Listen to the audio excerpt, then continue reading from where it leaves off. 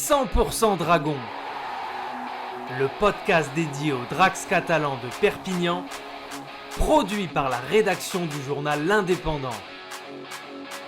100% Dragon, l'émission de l'Indep qui suit l'actualité de l'équipe de rugby à 13 de Perpignan, ont joué ce week-end la demi-finale de Cup entre Ulcaer et les Dragons catalans. Bruno, les Drax perdent 36-12 et ne sont pas parvenus à faire jeu égal avec Ulcaer, à part en première mi-temps.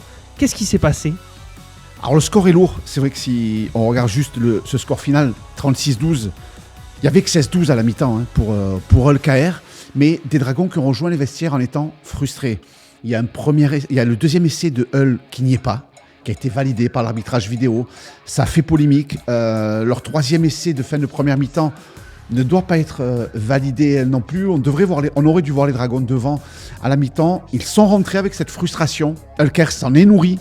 Ulcaer avait l'avantage à la mi-temps. Et puis, véritablement, en seconde période, il n'y a eu qu'une seule équipe sur le terrain. Mais ils ne se sont pas remis, les Dragons catalans, de ce coup du sort pris en première période. Alors, fait assez rare, on a eu droit à un gros coup de gueule du coup de Steve McNamara en conférence de presse. Tu viens d'en parler un petit peu, c'est notamment lié à l'arbitrage ? Complètement. Alors, il a pointé du doigt le fait que Ulcaer n'a pas été pénalisé une seule fois pendant toute la rencontre. Eux, ils l'ont été 7 fois, c'est-à-dire il y a eu 4 pénalités contre eux et 3 six again. Le six again, c'est quand on remet le décompte des compteurs à 0. Ça fait beaucoup. Il l'a pointé du doigt, il a quand même salué la belle performance des Robins, qui ont fait un gros match, qui méritent bien entendu leur qualification, mais en aucun cas le score aurait dû être aussi lourd qu'il ne l'a été.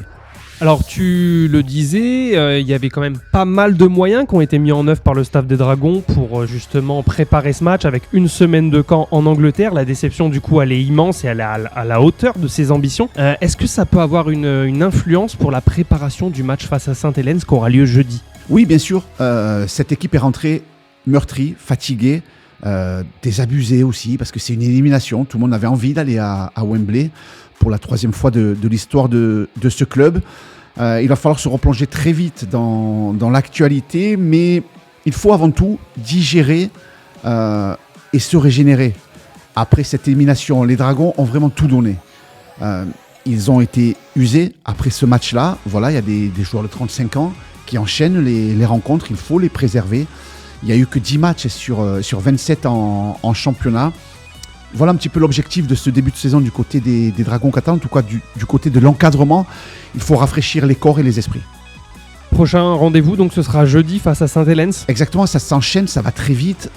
Jeudi, un déplacement à Saint-Helens, avant 2 réceptions consécutives au Wigan et LFC, et puis la pause, puisque les Dragons ne sont pas en finale de la Challenge Cup.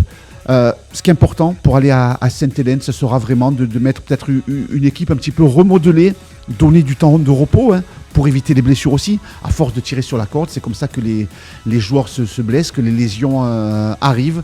Donc voilà, il y a urgence aussi à ce niveau-là, et puis un petit peu de fraîcheur à mettre dans cette équipe.